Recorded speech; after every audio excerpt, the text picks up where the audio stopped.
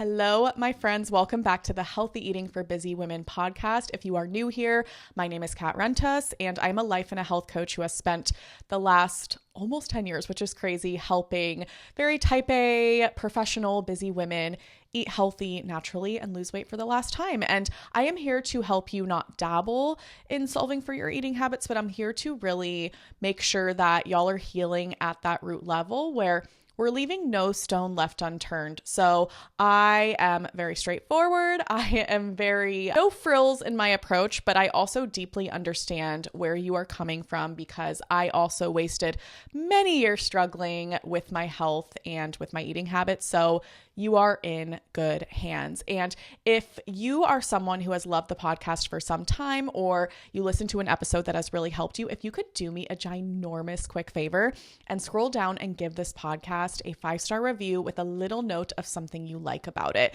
It really helps this show get in front of more women. It could help around the world, and it lets any podcast platform know that this is a valuable podcast to follow. So thank you in advance. And let's just get right into today's topic. I'm excited about the concept of clean eating being a waste of time and energy. And of course, this is a polarizing topic, and I want to be really real with you guys today because I think the biggest struggle I see with you guys who are really intelligent but still not feeling stable with your eating habits, and it was my struggle too, right? I was someone who, not to puff myself up, but I really was always very smart and intelligent, and intellectually I knew I could understand things very quickly, but I really struggled so much with food and with the results with my body. And I know so many of you are feeling the same way.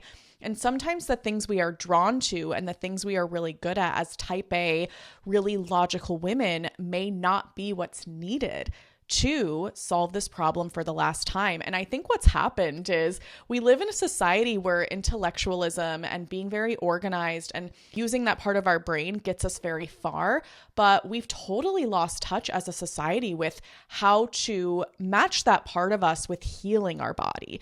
And I think what I'm able to bridge the gap with really well for my clients and hopefully for you is to make healing work with your eating habits, your body, your nervous system accessible for your type A logical brain. I think sometimes when we talk about inner healing, it sounds really ooey gooey, fluffy. What does that even mean? And it is really my mission to help you understand the intellectual side of how that works and why it's necessary. And this will very much tie into our topic of clean eating today, because if y'all didn't know, a really fun fact about this podcast, it's been going on for a handful of years now. And one of the first episodes that really blew up this podcast was an episode I titled Clean Eating, just clean eating in the past. And I'm just going to tell you guys, it's been a long time since I've listened to some early episodes, but you will notice the difference in my speech and how much more comfortable I've gotten, right? But that episode really hit for so many early listeners because essentially what I talked about is why clean eating is a lot of wasted energy, because in different terms, I spoke about how we're more focused on performatism rather than the result with our body. And so I want to preface today's discussion with that concept that any focus on clean eating without healthy eating behaviors is wasted energy. And I want you guys to consider what your aim is when you're focused on eating clean. And this might be following a meal plan exactly, right? It might be focusing heavily on the nutritional quality of the foods. Maybe it's having your meals perfectly prepped. So I know most of us will equate clean eating with the ingredients in the foods we eat, but I also think we can use this as a lens to discuss clean eating practices that we might associate as being better or more healthy than others. So it's really interesting about a lot of type A women I coach, including myself in the past, is we'll associate following a food plan as more healthy than not following one. We'll associate tracking or counting our calories as more healthy and higher level than not doing that, right? We'll associate eating foods that are of higher nutritional value with being healthier. And I think it's really important to understand when that is the aim you're having when it comes to your eating habits, you're actually not solving for a specific result with your body. At that point, you're solving for performance, and you want to feel like that you are doing a better job, you're doing it correctly, you're doing it right. And notice how that's not the same thing as solving for a result with your body. And the trick here is that if we are going about eating healthy as a way to perform better and get an A, right? That feeling of doing good enough and doing it right, we're never going to quite get there, because even if we're doing all the things right and we're eating, very nutritious foods and following a food plan to the T, there's going to be something missing, because chances are we won't get the results with our bodies that we want, and we're going to burn ourselves out in the process because we're going to get so discouraged. And any focus on eating healthy when it comes from this clean eating lens is going to be wasted energy, because what I want you to know is that with this focus, you're not solving for your eating behaviors. So in other words, focusing on clean eating doesn't mean you're changing your eating behaviors. The most common example that I had with myself, as well as a lot of you, when you coach with me, is you will know all the things about nutrition. You will know everything. Some of you could even teach a class on it if you wanted to. I was no different. I took all the courses, I had all the certifications, and I was that person who could quote the latest research to you. You know what I mean? I did all the courses, and I constantly was romanticizing filling my grocery cart with all the organic, sugar-free, minimally processed foods. I would shop at Whole Foods. And for the record, when I couldn't afford to shop there when I was very young, but that would in itself make me feel like I was doing it right. And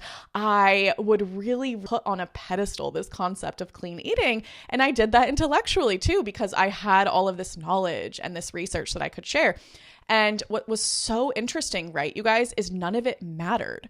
I still didn't feel good in my body. I still was having inconsistently healthy eating habits. So I would really have it look perfect on the outside for a period of weeks, only on weekends or for a period of weeks to binge eat and to feel like it wasn't a good time to eat healthy, right?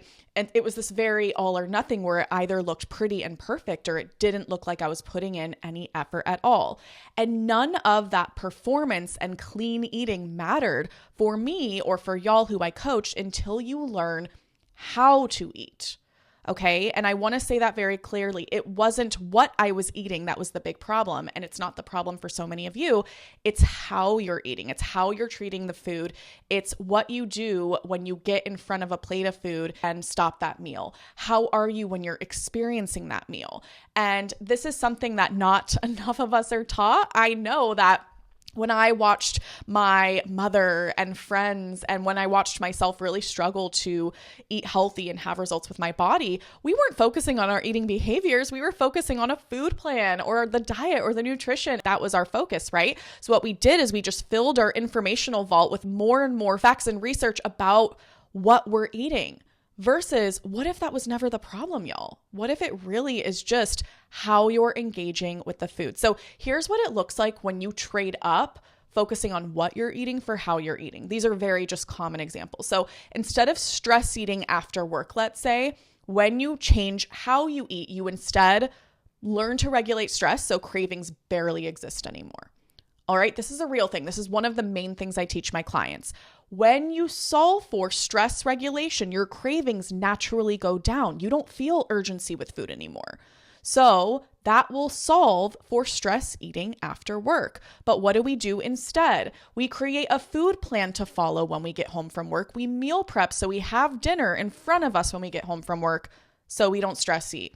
I think that works the first week, first month, or maybe first year for us, right? But then I know when I was really having emotional urgency, no prepped salad or lovely dinner was going to stop me from ordering takeout at my favorite comfort food place, right? And I know that's the same for so many of you guys.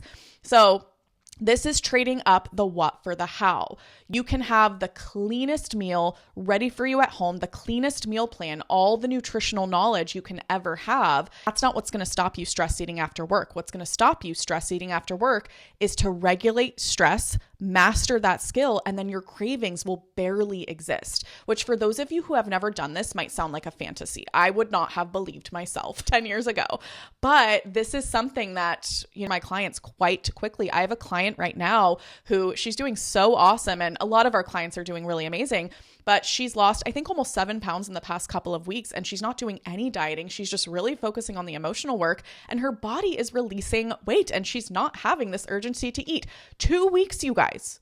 2 weeks. And by the way, if this is something where you're like, Kat, just tell me what to do next. Right now, we are just starting our first 90 days challenge experience in my membership. And so it's not too late to get in. This episode will be coming out a little after we've started, but you can still get in now, catch up, and with the experience of that. So go to katrentus.com/membership and get in there, and you can start doing all these things. Okay. What I mean, you guys, is when you just trade up this what for the how, things will happen really quickly. And this doesn't mean it's a quick fix. It just means this is kind of releasing the pressure on a pressure cooker. Your body is begging you to trade up your intellectualism and knowledge and the what of the foods for changing how you're eating them. Another example when you trade up the well is instead of overeating, what's going to happen, you're going to be able to feel and honor when you're actually full.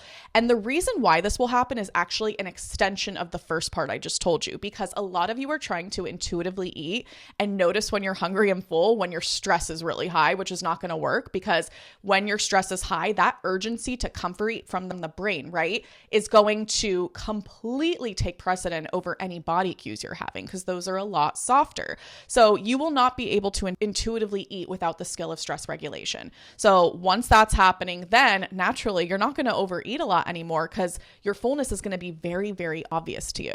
And then the cravings are not getting in the way of that. So you can actually acknowledge what your body's telling you properly. And you're not going to have to feel lost wondering, why am I feeling so hungry when I'm starving and I'm only feeling full when I'm stuffed? That's not going to be a problem anymore. It really is the path of least resistance. And when we're just focusing on what we're eating, or we're skipping steps for that matter, we're going to be like a boulder up a hill, right? The moment we let go, it's all going to come crashing down. And then lastly, instead of using food as an escape, this is how you know you're trading the what for the how. Instead of using food as an escape, you're going to start savoring it. So much of when we focus on the what, we're trying to kind of focus on eating the right things, which there's nothing wrong with this. Nutritionally valuable food is so important, but this doesn't solve the problem that we're still depending on foods we love to regulate stress, right? So when you do all of this work and you change how you're eating, you change that focus, food's no longer an escape anymore. And what I want you guys to know, which comes as a surprise to all my clients, is when food is no longer an escape, you can actually enjoy it more. You can actually savor it, whether that's more nutritionally valuable foods or foods that you love but aren't actually that nutritional, right? You savor food at a higher level because you can eat food slower. You can be more deliberate in your choices. You don't have this like quick urge to get as much of it as possible, right? You really can just slow down and actually experience your meals. And this is where you stop feeling like you're addicted to certain foods. You no longer will have that experience. You just associate foods you love with the fact that you enjoy them. So I really am hoping you guys can start to get a picture of why a focus on quote unquote clean eating practices is really going to be a leak in the cup of effort you're putting into solving for your health, because you're going to put in a lot of focus there and it's going to feel productive. It's kind of like the cup will fill, but then there's a leak in it and it slowly starts coming down over time. You don't know where that leak's coming from, why it's going on. Hear me, you guys. This is what the leak is. It's because you haven't solved for eating behaviors. So I really am hoping you understand this shift. I'm giving a broad overview for today, but what I want you to understand is without these root changes of eating behaviors, no healthier food choices nutritionally are going to make a difference because you haven't addressed that root issue. And I always like to say, what I say on this podcast, right, is not one size fits all. All of you are going to be in unique situations. And I want to acknowledge those of you who really have positive experiences of changing your nutrition and focusing on that, right? That is incredible if you have found value in that. And I get value in that in my life too, right? That is very important. What I am addressing here is if it feels like something is missing or changes are inconsistent, or you still feel like you're constantly falling off track, because of things that you don't know where they come from, right? You don't know why you're not consistent. It's because focusing on what you eat isn't enough. It doesn't invalidate that it matters. It's just that it's not the well-rounded experience of solving this problem for the last time. So it's important that we acknowledge that the nutritional value of food does not matter if you're over-consuming it. Okay, whether it's intentional or not, if we are over-consuming nutritional food, it's the same experience relatively as if we're over-consuming food that is not healthy. And it's going to stop us from losing weight. It's going to put our body in a condition where it's really tough for it to get healthier and crave more nutritional foods. So if we're over-consuming it, y'all, that's an eating behavior problem. That is not a nutritional problem. And there are some things that will be offered to us, like the nutritional quality of the food, whether it has sugar, whether carbs, makes it more prone to overeating it or not. There is an element of this that relates because some foods will provide more dopamine than others. But what I want you guys to know, this is the real deal. It's not the dopamine in the foods that causes you to overconsume them. It's the fact that you're relying on those dopamine from the foods to stress regulate or to regulate your stress, right? So that's still about eating behaviors, even if you find that less nutritionally valuable foods, you're more attached to them. It's because you're not regulating stress. So I know I'm going hard with this today, but I really want you guys to hear me because it's going to save so much of your time and energy to actually solve this problem the foundational way. So what I want for you, right, and what I would have wanted for myself in the past when I was struggling was to stop wasting energy and to stop overcomplicating this problem. Because the thing that you understand when you solve for eating behaviors is that long-term weight loss is not actually hard. Like, it's inherently hard. It's just when you are solving for the wrong problem, it's an ongoing struggle. And I want you to consider what if that is all that's been happening. It's not that weight loss is hard. It's going to be grueling. It's going to take endless amounts of time, right? What if that's not the case at all? You can have results today. It can feel easeful today. You can have relief now. You've just been solving for the wrong problem.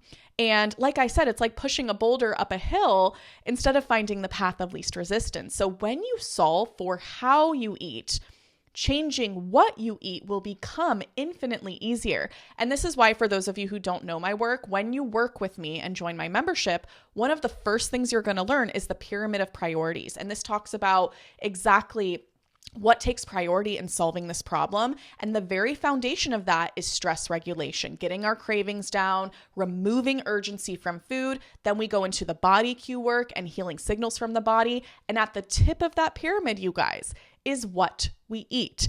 And it is going to be infinitely easier to choose nutritional options with food when you are not having urgency with it and when you can communicate with your body properly with it. Okay, I know this makes sense to you guys. I know this is clear. And if this is the first time you've heard this, I am so happy you are here with me because now we are going to get you solving this problem where you're going to stop wasting energy. I am thrilled for you. So by that point, when you have healed these things, you are also already seeing results. So my clients, even when they don't solve for what they eat at all, they're already losing weight. They're already having almost no cravings. They are healing so much that when they do eventually decide to eat more nutritional foods, they don't have this pressure to do it because they know they don't have to eat that way in order to see results, right? We want to eat healthy foods, but now they don't have this pressure to be perfect with the nutritional foods because they're already seeing results with the core work, with the foundational work. So I'm so serious, you guys. Every single day you spend not focusing on solving your eating behaviors and instead only focusing on clean eating is another day of lost time, effort, and mental space. And I think what I'm most passionate about with y'all here on my podcast is I know you are someone who does not have mental energy to waste. Maybe you are a business owner, you're a professional, you are a mom. I don't care what it is. I know that you do not want to waste an inch of your mental capacity in solving this problem. You deserve to have a life where it feels done. You can show up to all areas of your life better because you know exactly how to get the results you want with your health. And that requires us to just change who you are being each day as an eater. Okay, I will say again, to solve this problem with that period at the end, make sure you get inside my membership. You can go to catrentus.com/membership. It is called Own Your Eating Habits, which is very appropriately named. And you are going to start solving this today and you're going to stop wasting time. But I love y'all so much. I really hope that there's elements of this episode today that gave you some thought nuggets, some value nuggets to walk away with into the rest of your week. And I hope y'all have a really good rest of your week, and I'll see you in a future episode.